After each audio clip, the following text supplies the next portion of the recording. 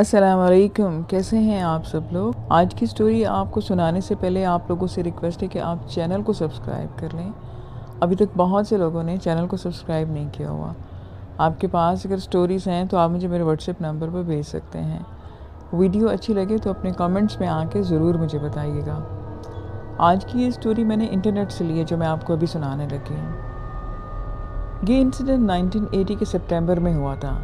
मैं इन दिनों पढ़ने के लिए यूनिवर्सिटी ऑफ कैलिफोर्निया में था। मेरे साथ मेरे 2 फ्रेंड्स भी थे। हॉस्टल में हम तीनों एक ही रूममेट थे। अक्सर हम मिलकर घूमने फिरने और खाना खाने जाते थे। मेरा मेन सब्जेक्ट बॉटनी का था। आप में से बहुत से लोग इस सब्जेक्ट के बारे में जानते होंगे। हमारा काम रिसर्च करने का होता था और जड़ी बूटियों का बेहतर इस्तेमाल शामिल होता है इसमें। मौसम गर्मा यहाँ इतना गर्म नहीं होता था। उन दिनों सितंबर का एंड चल रहा था। मैं एक प्रोजेक्ट के सिलसिले में जड़ी बूटियों की तलाश में जंगल जाना चाहता था। जब इस बात का जिक्र मैंने अपने फ्रेंड्स से किया तो वो भी साथ जाने को रेडी हो गए। ये तय पाया कि हम लोग फ्राइडे की शाम तक जंगल पहुंच जाएंगे और वहां अपना कैंप लगाकर रात गुजारेंगे।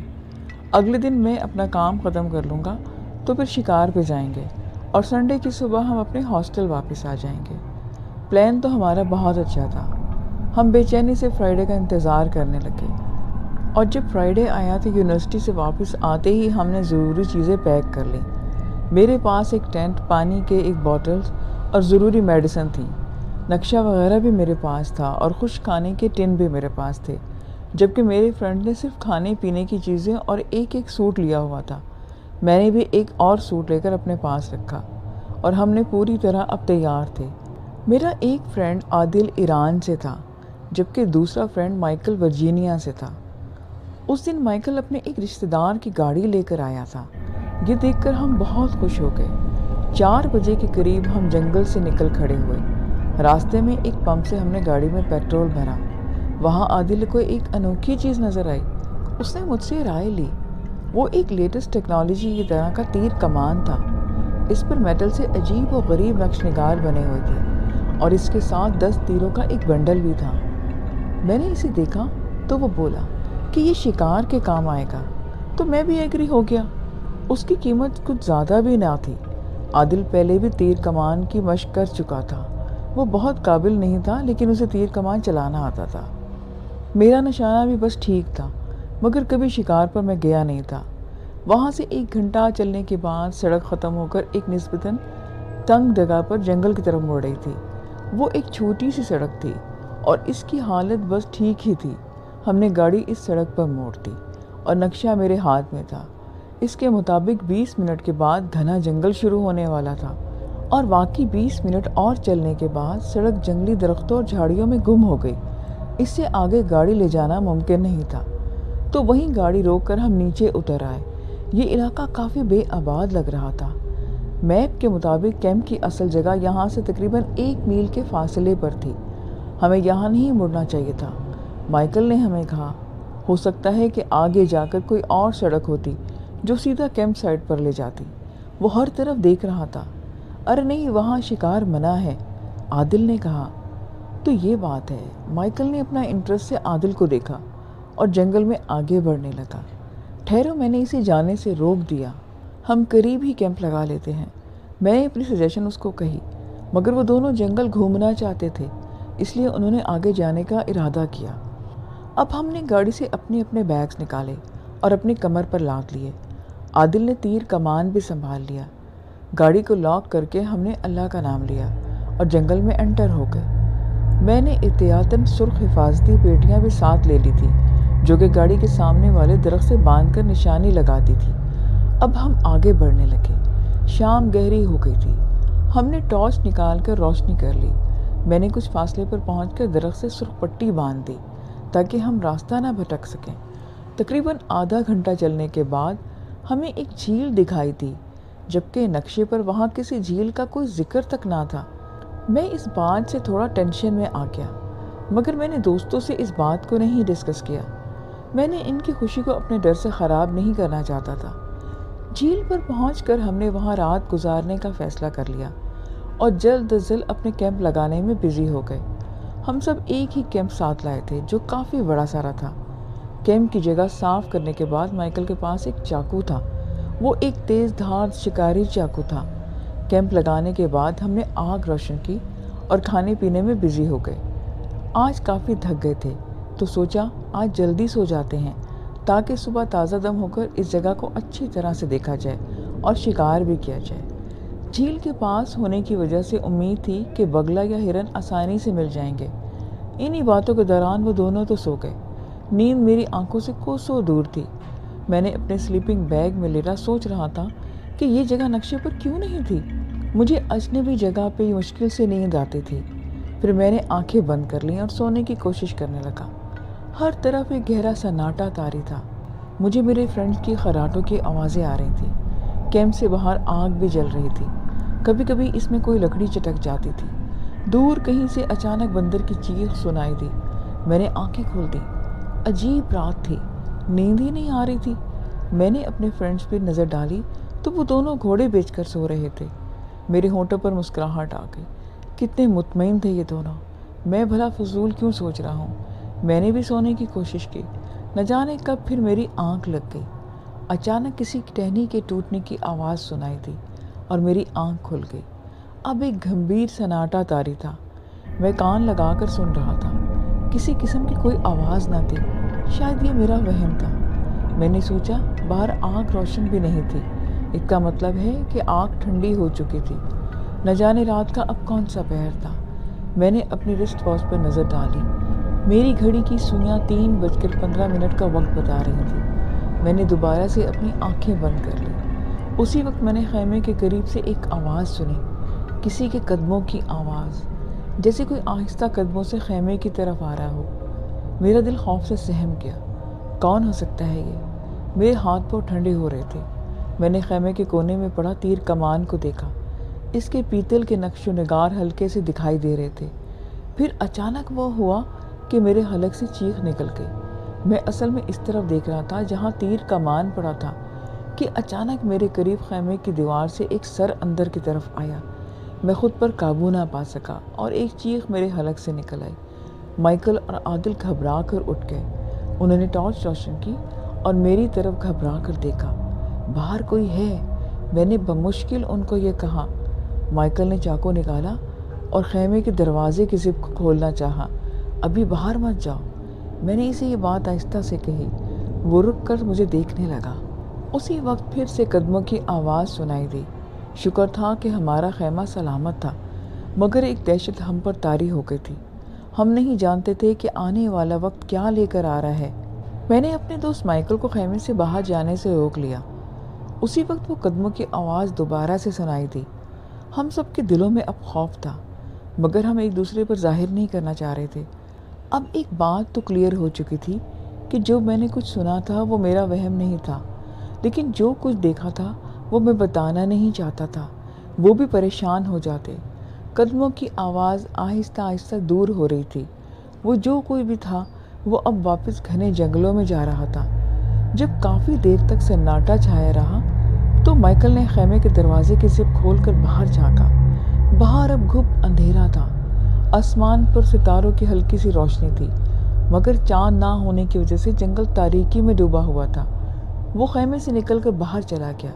اس کے پیچھے عادل بھی اپنا تیر کمان اٹھا کر نکل گیا۔ میں نے ہمت جمع کی اور ان کے پیچھے باہر آیا۔ مائیکل ٹارچ جلائے زمین پر کچھ ڈھونڈ رہا تھا۔ کیا دیکھ رہے ہو؟ میں نے اس سے پوچھا۔ قدموں کے نشان دیکھ رہا ہوں۔ میں یہ سنتے ہی اس کے پاس پہنچا اور آنکھیں پھاڑے زمین کو گھورنے لگا۔ وہاں کوئی بھی نشان نہ تھا۔ میرا ذہن الجھ گیا۔ وہ کون تھا؟ کیا چاہتا تھا؟ یہ سوال میرے ذہن میں گھوم رہے تھے تو عادل نے اچانک ایک تیر کمان میں لگا کر جھیل کے کنارے پر اگی جھاڑیوں کی طرف نشانہ باندھ لیا۔ ہم دونوں تیزی سے اس کی طرف قریب آ گئے۔ وہاں پر کیا ہے؟ اس نے انگلی سے چپ رہنے کا ہمیں اشارہ کیا۔ اب جھاڑیاں ہل رہی تھیں۔ ہم سب دم سادے ان جھاڑیوں کی طرف دیکھ رہے تھے کہ اچانک ایک تیتر تیزی سے جھاڑیوں سے نکلے اور جھیل سے پانی پینے آ گئے۔ میں نے ایک سکون کا سانس لیا۔ اب میں نے کہا کہ چلو اب ہم آرام کرتے ہیں، اور ان سب کو واپس لے کر میں خیمے میں آ گیا۔ وہ بھی خاموشی سے میرے ساتھ خیمے میں آ گئے۔ ایک ایک کر کے دونوں اندر جا کے اپنے سلیپنگ بیگز میں گھس گئے۔ سردی اچانک سے بڑھ گئی تھی۔ میں سب سے آخر میں خیمے میں آیا تھا۔ داخل ہوتے ہوئے بغیر ارادہ ہی میری نظر خیمے کے پیچھے جنگل کی طرف گئی۔ میرا دل تو جیسے دھڑکنا بھول گیا تھا۔ خیمے کے بالکل پیچھے درختوں کے سیاہی میں دو خوفناک سرخ آنکھیں مجھے گھور رہی تھیں۔ مجھے اپنی آنکھوں پہ یقین نہیں آیا، مگر میرے پلک جھپکتے ہی وہاں کچھ بھی نہ تھا۔ میں وہیں کا وہیں کھڑا رہ گیا۔ مائیکل نے مجھے کہا کہ اب کیا ہو گیا ہے، دروازے پر کیوں چپک گئے ہو؟ میں نے پھر سے ایک نظر درختوں پر ڈالی، وہاں اب کچھ نہ تھا۔ میں سر جھٹک کر خیمے میں آ گیا۔ میں نے فیصلہ کیا کہ صبح ہوتے ہی وہاں سے ہم نکل جائیں گے۔ یہی سوچ کر میں نے اپنے فیصلے سے باقی دونوں کو بھی آگاہ کیا۔ وہ دونوں بھی اس بات پر راضی نظر نہیں آتے تھے۔ مائیکل کا خیال تھا کہ وہ کوئی جنگلی ریچھ ہوگا جو جھیل پر پانی پینے آیا ہوگا۔ اکثر جانور رات میں پانی پینے آتے ہیں اور یہ کوئی ایسی بات نہیں جس کے لیے واپس جانے کا فیصلہ کر لیا جائے۔ میں نے ان دونوں کو اس سر کی بات نہیں بتائی اور نہ ہی ان سرخ آنکھوں کا ذکر کیا۔ وہ دونوں مجھے غور سے دیکھ رہے تھے جیسے ان کو بھی سب پتہ ہو، مگر انہوں نے کوئی بات نہیں کی اور جلد سے دوبارہ سو گئے۔ میں اب سونا نہیں چاہتا تھا۔ نہ جانے کیوں لگ رہا تھا کہ اگر میں سو گیا تو کچھ غلط ہو جائے گا، مگر میں کب تک جاگتا۔ صبح کے 5 بجے کے قریب میں نے بھی آنکھیں بند کر لیں۔ آنکھ کھلی تو دن چڑھ چکا تھا اور اس میں خیمے میں اکیلا ہی تھا۔ میں اٹھ کر بیٹھ گیا اور باہر کی آوازیں سننے لگ گیا۔ آگ جلنے کی چٹک سے معلوم ہوا تھا کہ وہ دونوں ناشتے کی تیاری میں بزی ہیں۔ میں بھی اٹھ کر باہر آ گیا۔ میرا دوست عادل کوئی پرندہ صاف کر کے اس کو آگ پر پکا رہا تھا۔ مائیکل جھیل کے کنارے بیٹھا برش کر رہا تھا۔ میں نے بھی جھیل کا رخ کیا۔ منہ ہاتھ دھو کر تازہ دم ہو کر ناشتہ کرنے کے بعد میں خود کو بہتر محسوس کر رہا تھا۔ رات کے اثرات بھی کافی کم ہو چکے تھے۔ میں اب جلدی سے جڑی بوٹیاں لے کر آج ہی یہاں سے نکل جانا چاہتا تھا۔ اس جگہ کا ایک رات گزرنے کا خیال ہی میرے رونگٹے کھڑے کر رہا تھا۔ میں نے دونوں کو بھی بتا دیا۔ ان کو کوئی اعتراض نہیں تھا۔ میں اور عادل قریبی درختوں کے پاس جڑی بوٹیاں تلاش کرنے لگے اور مائیکل اپنا کیمرہ لے کر جھیل کی تصویریں بنانے لگ گیا۔ ہم دونوں چلتے چلتے خیمے کے پیچھے کی طرف چلے گئے۔ میں غور سے زمین کو دیکھ رہا تھا۔ اگر کوئی ریچھ وہاں رات کو آیا تو اس کے پیروں کے نشانات وہاں ہونے چاہیے تھے، مگر زمین پر کوئی بھی نشان نہ تھا۔ میرا ذہن مسلسل ایک ہی بات سوچ رہا تھا، وہ سر اور آنکھیں کس کی تھیں، اور اس سوال کا جواب میرے پاس نہ تھا، میرے کسی دوست کے پاس بھی نہ تھا۔ جہاں رات میں وہ آنکھیں دکھائی دی تھی وہاں پہنچ کر میں رک گیا۔ دھڑکتے دل سے میں نے زمین کو غور سے دیکھا، وہاں کوئی نشانات نہ تھے۔ میں زمین کی طرف دیکھتے ہوئے قریبی درخت کو پکڑ کر جھکا۔ اس وقت مجھے درخت پر کوئی نشان سا نظر آیا، وہ ایک ہاتھ جیسا نشان تھا، مگر عجیب بات یہ تھی کہ اس کی ساخت انسانی یا جانور کے ہاتھ جیسی نہ تھی۔ عادل بھی مجھے درخت کا گھورتے دیکھ کر میرے پاس آ گیا، وہ بھی درخت کے تنے کو غور سے دیکھ رہا تھا۔ اس عجیب ہاتھ کی 3 انگلیاں تھیں جو معمول سے لمبی تھیں۔ درخت اس جگہ سے جل کر سیاہ ہو چکا تھا، اس لیے وہ نشان بالکل کلیئر نظر آ رہا تھا۔ یہ کیا ہے؟ عادل نے مجھ سے پوچھا۔ میں اس کو کیا جواب دیتا؟ مجھے جو کچھ دکھائی دیا تھا اس کی کوئی وجہ بھی نہیں تھی۔ لگتا ہے یہاں کوئی اور مخلوق بھی رہتی ہے، عادل نے سوچتے ہوئے مجھے بتایا۔ کون سے مخلوق؟ میرا دل دھک دھک کر رہا تھا۔ جنات، وہ نارمل انداز میں بولا، مگر میرا سانس جیسے اٹک گیا۔ تو کیا وہ کوئی جن تھا؟ مجھے سب سوالوں کے جوابات مل گئے۔ مائیکل بھی وہاں آ گیا اور اس نے اپنے کیمرے سے اس نشان کی تصویریں بنائیں۔ ہم سب واپس اپنے خیمے میں آ گئے۔ میں نے آتے ہی پیکنگ شروع کر دی اور ان دونوں سے کہا کہ وہ بھی چلنے کو تیار ہو جائیں۔ انہوں نے تھوڑی بحث کے بعد تیاری شروع کر دی۔ آگ بند کر کے ہم نے خیمہ اتارا اور بیگز اپنی کمر پر لاد کر واپسی کے لیے مڑے۔ تم نے سرخ پٹی کہاں باندھی تھی؟ عادل نے سامنے والے درختوں کو دیکھتے ہوئے مجھے کہا۔ میں چونک اٹھا اور غور سے دیکھنے لگ گیا۔ ایک درخت پر پٹی بندھی نظر آئی۔ میری جان میں جان آ گئی۔ میں نے اس طرف اشارہ کیا اور چلنے لگ گیا۔ 1 منٹ، تمہیں یقین ہے کہ وہ درخت یہی تھا؟ یہ مائیکل تھا جو مجھے گھور رہا تھا؟ ہاں کیوں؟ میں نے الجھی ہوئی نظروں سے اسے دیکھا۔ کیونکہ یہاں پہ بھی ایک پٹی بندھی ہے، وہ دوسری سمت اشارہ کرتے بولا۔ میں نے اس طرف دیکھا تو واقعی درخت پر ایک پٹی بندھی ہوئی تھی۔ یہاں پر بھی ایک پٹی ہے۔ عادل نے ایک اور درخت کی طرف اشارہ کیا۔ اب تو میرا دماغ معاف ہو گیا۔ ایسا کیسے ہو سکتا ہے؟ صحیح راستہ کون سا تھا؟ مجھے کچھ سمجھ نہیں آ رہی تھی کہ یہ کیا ہو رہا تھا۔ مائیکل نے کہا کہ تمہارے پاس میپ ہے نا، اس سے دیکھ لو۔ ایک وحشت میرے دل میں آ گئی تھی۔ مجھے یاد آیا کہ یہ جگہ نقشے پر نہیں تھی۔ اب کیا ہونا تھا ہمیں کچھ معلوم نہیں تھا۔ میں پریشان کھڑا ان دونوں کو دیکھ رہا تھا اور وہ دونوں مجھے گھور رہے تھے۔ کوئی ایسی بات ہے جو تم ہم سے چھپا رہے ہو؟ مائیکل نے مجھ سے پوچھا۔ میں بھی ان کو حقیقت سے آگاہ کرنا چاہتا تھا۔ میں نے عادل کی طرف دیکھا اور وہ میرے قریب آ گیا تھا۔ میں نے نقشے کے مطابق بتایا کہ اس میں اس جھیل کا کوئی ذکر نہیں تھا۔ یہ سن کر مائیکل ہنس پڑا اور بولا کہ بس اتنی سی بات؟ ارے پرانا نقشہ ہوگا یار، ہم آس پاس کا علاقہ تو دیکھ ہی سکتے ہیں جہاں تک گاڑی آئی تھی۔ اس کی بات میں وزن تھی۔ تو ہم تینوں نقشے کو لے کر جھیل کے کنارے بیٹھ گئے۔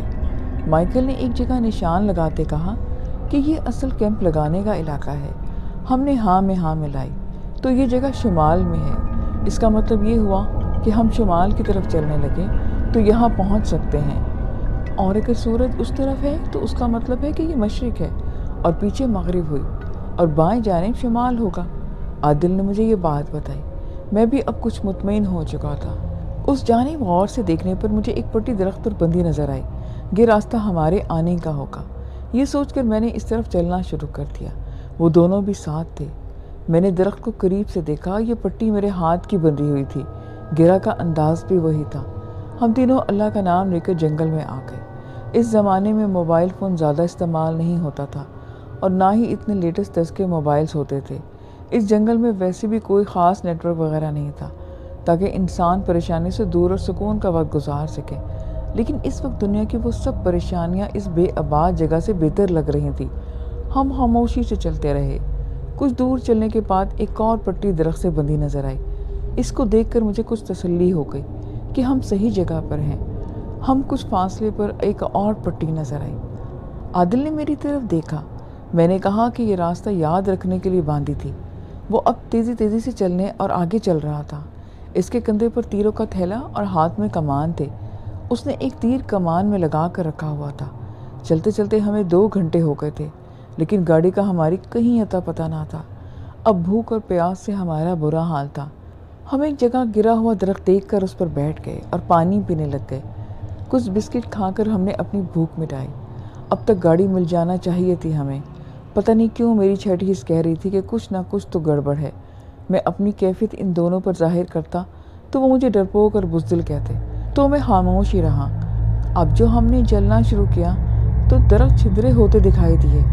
جلد ہی جلد ہم باہر نکلنے والے تھے۔ یہ سوچ کر تیزی سے آگے بڑھے، لیکن کھلی جگہ پر آتے ہی ہمارا دماغ گھومنے لگا۔ یہ وہی جھیل تھی۔ مجھے کچھ سمجھ نہیں آ رہا تھا کہ یہ کیا ہو رہا ہے۔ عادل اور مائیکل کا حال بھی مجھ سے مختلف نہ تھا۔ اوہ میرے خدایا، ہم واپس جھیل پر کیسے پہنچ گئے؟ عادل نے اپنا پیشانی پر ہاتھ مارتے ہوئے کہا۔ مجھے بھی کچھ سمجھ نہیں آ رہا۔ میں پریشان کھڑا تھا۔ یہ پٹیاں تم نے درست راستے پر ہی باندھی تھی نا؟ مائیکل نے مجھ سے پوچھا۔ وہ ایک سمجھدار لڑکا تھا، مشکل سے ہی گھبراتا تھا۔ وہ خاموشی جھیل کے قریب بیٹھ گیا اور کچھ سوچنے لگ گیا۔ ایک کام کرتے ہیں۔ مائیکل شاید کسی نتیجے پر پہنچ گیا تھا۔ ہم تینوں الگ الگ ہو کر گاڑی ڈھونڈتے ہیں۔ یا تو گاڑی مل جائے گی یا کسی اور کیمپنگ کی جگہ کا پتہ چل جائے گا۔ جس کو بھی پتہ چلے یہ ایمرجنسی روشنی کا استعمال کرے گا۔ اس نے اپنے بیگ سے لائٹ نکال کر ہمارے حوالے کی۔ میں حیرانی سے اسے دیکھا۔ یہ تم نے کب لی تھی؟ یہ میری فادر نے منگوائے تھے، میں احتیاطاً لے کر آ گیا۔ ایک ایمرجنسی روشنی ہم نے لی اور ایک چھڑی بھی۔ صورت یہ تھی کہ ہم ایک ساتھ کھڑے ہو گئے۔ ایک ایمرجنسی لائٹ ہم نے لی جو ایک چھڑی کی صورت میں تھی۔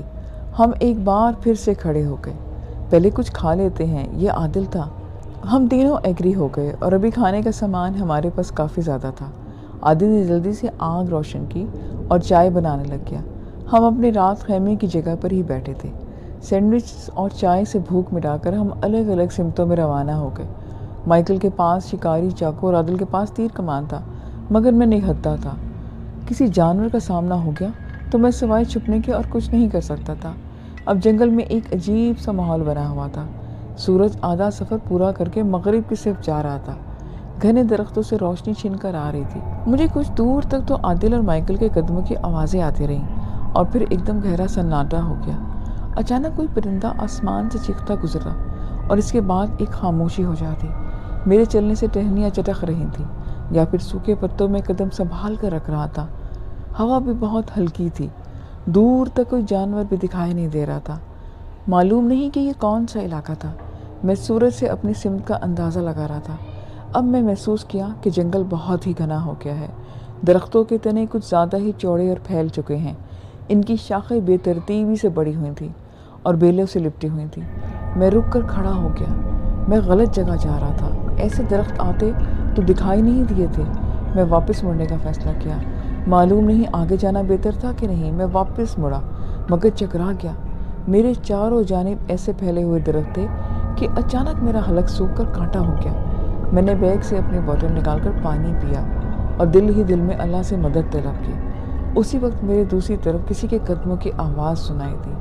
میں اپنی جگہ ساکت رہ گیا۔ وہ کون ہو سکتا ہے؟ میرا دل دھڑکنا بھول چکا تھا۔ میں اپنے قریب ایک درخت کے پیچھے چھپ کر دیکھنے لگ گیا۔ آواز آہستہ اور قریب آ رہی تھی، کبھی بہت تیز اور کبھی آہستہ ہوتی۔ فضا میں خنکی تھی مگر میری پیشانی پر پسینے کے قطرے تھے۔ میں سانس روکے آہٹ سن رہا تھا۔ سوکھے پتوں کی چچاہٹ، پھر ایک دم سے کچھ تھم گیا۔ مجھے ایک ایک لمحہ ایک صدی کی طرح لگ رہا تھا۔ میں نے آہستگی سے سر باہر نکال کر جھانکا۔ اندھیرا بڑھ چکا تھا، شاید سورج بادلوں کے پیچھے چھپ چکا تھا۔ ایک تیز ہوا کا جھونکا اپنے ساتھ پتوں کو اڑاتا میرے چہرے سے ٹکرایا۔ میں ایک دم پیچھے ہٹا، مجھے کچھ بھی دکھائی نہیں دیا۔ میں اپنے آپ کو سنبھال کر ایک بار پھر جھانکا تو مجھے وہ دکھائی دیا۔ وہ ایک سیاہ وجود تھا جو دوسری سمت چہرہ کیے کھڑا تھا۔ غور کرنے پر مجھے پتا چلا کہ یہ تو عادل ہے۔ میں نے سکون کا سانس لیا اور درخت کے پیچھے سے باہر نکل کر اس کو آواز دی، ارے عادل، تم بھی یہاں پہنچ گئے۔ میں اس کی سمت بڑھا مگر اس نے بالکل بھی حرکت نہ کی۔ عادل، کیا ہوا ہے تمہیں؟ میں اس کے کافی قریب پہنچ چکا تھا مگر وہ ویسے کے ویسے ہی کھڑا تھا۔ میرے ذہن میں خطرے کے الارم بجنے لگے۔ وہ سر اور وہ آنکھیں۔ میں ٹھٹک کر رک گیا۔ پھر اس نے وہ حرکت کی کہ میری جگہ کوئی اور ہوتا تو اس کے دل کی دھڑکن بند ہو جاتی۔ وہ اسی طرح کھڑا رہا مگر اس کے سر نے مڑ کر میری طرف دیکھا۔ بالکل سیاہ چہرہ اور سرخ آنکھیں۔ میں اس سے زیادہ نہ دیکھ سکا اور میری آنکھوں کے سامنے اندھیرا چھا گیا۔ میں نہ جانے کب تک وہاں بے ہوش ہی پڑا رہا۔ مجھے میرا نام لے کر کوئی آواز دے رہا تھا۔ آہستہ آہستہ میرے حواس بیدار ہونے لگے۔ میں نے لیٹے لیٹے ادھر ادھر دیکھا۔ ہر طرف گپ اندھیرا پھیل چکا تھا۔ خوف ایک بار میرے دل میں پھر آ گیا۔ میں جلدی سے اٹھ کر بیٹھ گیا۔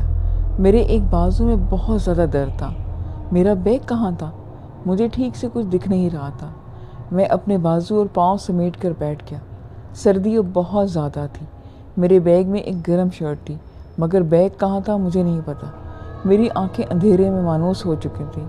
جنگل میں ہوا سیٹیاں بجا رہی تھی کہ اچانک ایک الو کی آواز سے جنگل گونج اٹھا۔ میں اللہ تعالیٰ کی مدد مانگ رہا تھا۔ اچانک مجھے کچھ دکھائی دینے لگا، جیسے ماحول میں اجالا سا پھیل چکا ہے۔ میں نے غور سے ہر سائڈ پہ دیکھا اور پھر میری نظر ایک روشنی پر پڑی۔ وہ کافی دور تھی اور مدھم اور زرد سی تھی۔ میں نے غور سے دیکھنے لگا، وہ آگ تھی، ایک شعلہ سا لہرا رہا تھا۔ میری جان میں جان آ گئی۔ یقیناً وہ عادل اور مائیکل ہوں گے جو مجھے ڈھونڈ ڈھونڈ کر تھک کر آگ جلا کر بیٹھ گئے ہوں گے۔ یہ خیال آتے ہی میری قوت پھر بحال ہوئی۔ میں اٹھ کر کھڑا ہو گیا۔ میرا بیگ کچھ فاصلے پر ایک درخت کے ساتھ پڑا ہوا تھا۔ میں نے آگے بڑھ کر اسے اٹھایا اور آگ کی طرف آنے لگا۔ وہ ایک چھوٹا سا الاؤ کی طرح تھا مگر اس کے قریب نہیں پہنچ پا رہا تھا میں۔ جیسے ہی میں جتنا اس طرف چلتا وہ بھی دور ہوتی جاتی۔ میں نے بیگ سے اپنی ٹارچ نکالی تھی اور پھر اس کی روشنی میں ادھر ادھر دیکھ رہا تھا۔ پھر ایک عجیب بات ہوئی۔ میری دوسرے ہاتھ سے تیز ہوا کا جھونکا سرسراتا ہوا گزرا اور اس کے ساتھ ہی مجھے سرگوشی کی آواز آئی، آؤ۔ میں ٹھٹک کر کھڑا ہو گیا۔ یہ کیا تھا؟ میں پریشانی سے چاروں طرف ٹارچ گھمانے لگ گیا۔ ایک آگ کا شعلہ میرے قریب درخت کے پیچھے ہوا۔ مجھے لگا کہ ابھی میں یہاں کھڑا تو ضرور کچھ نہ کچھ ہو جائے گا۔ میں گھبرا کر ایک اندازے سے بھاگنے لگ گیا۔ شعلہ کبھی لمبا اور کبھی چھوٹا ہوتا۔ اب میرے دائیں طرف بھی ایک آگ سی جل رہی تھی۔ مجھے اب یقین تھا کہ یہ جنگلات جنات کی ملکیت ہیں اور وہ کسی انسانی وجود کو یہاں برداشت نہیں کریں گے۔ میری سمجھ میں نہیں آ رہا تھا کہ عادل اور مائیکل کے ساتھ کیا ہوا ہوگا۔ پریشانی سے میں بھاگ بھی نہیں پا رہا تھا۔ بھاگتے بھاگتے پھر سے میں اس جھیل پر نکل آیا۔ میرا دل چاہا کہ کاش یہ خواب ہوتا اور میری آنکھیں ہاسٹل میں کھلتی مگر ایسا نہیں ہوا تھا۔ میں ایک بار پھر سے جھیل پر کھڑا تھا۔ خیمہ اور جلی ہوئی آگ کی راکھ اسی طرح پڑی تھی۔ اچانک دور کوئی ٹارچ روشن ہوئی۔ کوئی انسان جنگل سے نکل کر کھلی جگہ پر آ گیا۔ میں نے غور سے اسے دیکھنے لگ گیا۔ مائیکل، عادل، میں نے آواز دی۔ مجھے یقین نہیں تھا کہ وہ کوئی انسان ہوگا، لیکن جب مجھے جواب میں مائیکل کی آواز سنائی دی تو میں بہت خوش ہو گیا اور تیزی سے اس کی طرف بھاگا۔ اس نے بھی میری طرف دوڑنا شروع کر دیا۔ وہ مائیکل ہی تھا۔ ہم دونوں اپنے خیمے کی جگہ کے قریب ملے۔ تم ٹھیک ہو؟ میں نے اس سے پوچھا۔ ہاں، لگتا تو ایسا ہی ہے، اس نے اٹکی ہوئی سانسوں سے مجھے جواب دیا۔ عادل کہاں ہے؟ میرا اگلا سوال عادل کے بارے میں تھا۔ وہ آ جائے گا، اس کے پاس تیر کمان بھی تو ہے، اس نے بوتل سے پانی پیتے مجھے بتایا۔ پیاس تو مجھے بھی بہت لگ رہی تھی، میں نے بھی پانی پیا۔ اب ہم کیا کریں؟ مائیکل نے پوچھا۔ میں کیا کہتا، میرے پاس کوئی جواب نہیں تھا۔ میں نے کہا کہ بس اللہ کو یاد کرو۔ وہ بھی خاموش ہو گیا۔ میں جانتا تھا کہ وہ بھی تھک چکا تھا اور آج کی رات کس طرح کاٹنی تھی ہم نے۔ ہمارا خیمہ مائیکل کے بیگ میں تھا۔ ہم نے خیمہ لگایا اور اپنے اپنے سلیپنگ بیگز میں لیٹ گئے۔ اس وقت باہر بھاگتے قدموں کی آوازیں آنے لگ گئیں۔ وہ بہت سے لوگوں کی قدموں کی آوازیں تھیں۔ ہم دونوں اٹھ کر بیٹھ گئے، ایک دوسرے کی طرف پریشان ہو کر دیکھ رہے تھے۔ قدموں کی آوازیں چاروں طرف سنائی دے رہی تھیں۔ اس وقت باہر نکلنا بے وقوفی تھی۔ میں اللہ کو یاد کر رہا تھا۔ نیند تو پہلے بھی نہیں آ رہی تھی، اب تو خوف خون کی جگہ دوڑ رہا تھا۔ عادل معلوم نہیں کہاں تھا، اور جنگل میں جو نظر آیا تھا وہ عادل نہیں تھا۔ اس خیال کے آتے ہی میرا دل گھبرانے لگ گیا۔ میں یہاں سے جانا چاہتا ہوں۔ مائیکل نے میرے دل کی بات کی۔ میں نے ہاں میں سر ہلایا اور غور سے باہر کی آوازیں سننے لگ گیا۔ اچانک باہر خاموشی چھا گئی تھی، اتنی گہری خاموشی کہ صرف ہماری سانسوں کی آواز آ رہی تھی۔ ہم جیسے ڈرے ہوئے تھے۔ کچھ لمحے اسی طرح سے گزر گئے۔ اس کے بعد کسی کی چیخ کی آواز سنائی دی، گہری درد میں ڈوبی آواز۔ مائیکل اور میں اٹھ کر خیمے کے دروازے پر آ گئے۔ ہمارا دل گردن میں دھڑک رہے تھے۔ یہ چیخ کس کی تھی؟ یہ سوال ہمارے ذہن میں گونج رہا تھا۔ کتنا ہی وقت بے حس و حرکت گزر گیا۔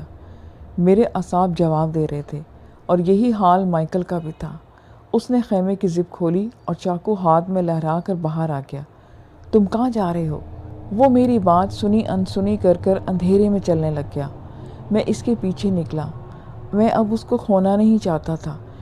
پہلے عادل کا ہی کوئی پتہ نہیں تھا، یہ آئیڈیا مائیکل کا تھا، الگ الگ راستہ ڈھونڈنے کا۔ باہر گھمبیر سناٹا چھایا ہوا تھا، چاند کا کوئی نام و نشان تک نہ تھا۔ ہوا بھی ہلکی ہو چکی تھی، ہر چیز نے چپ کی چادر اوڑھ لی تھی۔ مائیکل ایک طرف دوڑا جا رہا تھا، میں اپنی ٹارچ جلائے اس کے پیچھے تھا۔ وہ اچانک رک کر کھڑا ہو گیا۔ میں بھی اس کے قریب پہنچ کر رک گیا۔ کیا ہوا؟ اس نے جواب دینے کے بجائے آنکھ کی طرف اشارہ کیا۔ میں نے اس طرف دیکھا تو میرے آسان خطا ہو گئے۔ درختوں کے اندھیرے میں وہ کھڑا تھا، سیاہ وجود اپنی انگارہ آنکھوں کے لیے ہمیں گھور رہا تھا۔ میں نے پیچھے ہٹنا شروع کر دیا۔ مائیکل بھی میرے ساتھ ہٹنے لگ گیا۔ اس وقت اس نے چیخ ماری، وہی درد میں ڈوبی ہوئی چیخ۔ ہم اندھا دھند بھاگنے لگ گئے۔ ہمارا خیمہ، بیگز، کچھ بھی اٹھانے کا وقت نہیں تھا۔ ہم جنگل میں آ گئے اور بھاگنے لگے۔ اس وقت ایسا لگ رہا تھا کہ جیسے ہمارے چاروں طرف لوگ بھاگ رہے ہیں۔ قدموں کی آہٹیں، بھاگتے قدموں کی آہٹیں ہمیں اور خوفزدہ کر رہی تھیں۔ اچانک وہی شعلہ نظر آیا اور چاروں طرف خاموشی چھا گئی۔ پھر وہی خاموشی میں آواز آئی کہ آؤ۔ مجھے چھٹی حس کہہ رہی تھی کہ اس کے پیچھے چلنا چاہیے۔ میں نے مائیکل کا ہاتھ پکڑا اور اس شعلے کی طرف بھاگنا شروع کر دیا۔ وہ گم ہو جاتا، پھر کچھ فاصلے پر نظر آتا۔ ہم لگاتار بھاگ رہے تھے۔ اچانک ایک درخت کے پاس جا کر شعلہ گم ہو گیا۔ جب ہم وہاں پہنچے تو درخت پر سرخ پٹی نظر آئی اور اس کے کچھ فاصلے پر ہماری گاڑی کھڑی تھی۔ وہ مائیکل کی گاڑی تھی۔ ہمیں یقین نہیں ہو رہا تھا کہ ہم بچ کر نکل آئے ہیں۔ ہم بے حال ہو کر گاڑی کے پاس گر سے گئے۔ اب صبح ہو رہی تھی۔ کافی دیر تک ہم وہیں نڈھال پڑے رہے، پھر گاڑی میں بیٹھ کر ہم واپس آ گئے۔ مائیکل سیدھا پولیس اسٹیشن آیا تھا عادل کی گمشدگی کی رپورٹ کرنے۔ پولیس کی سرچ پارٹی عادل کو پورا 1 ماہ تلاش کرتی رہی، مگر وہ نہ ملنا تھا اور نہ ملا۔ نہ ہی وہ جھیل اور نہ ہی ہماری چیزیں، کچھ بھی تو نہ ملا۔ آج بھی یہ احساس جرم ہم دونوں کو کافی پریشان کرتا ہے کہ کاش وہ ہمارے ساتھ نہ گیا ہوتا۔ ہم اس شعلے کے بھی احسان مند ہیں جس نے ہمیں بچا لیا تھا۔ اس واقعے کے بعد ہم نے کبھی جنگل کا دوبارہ رخ نہ کیا۔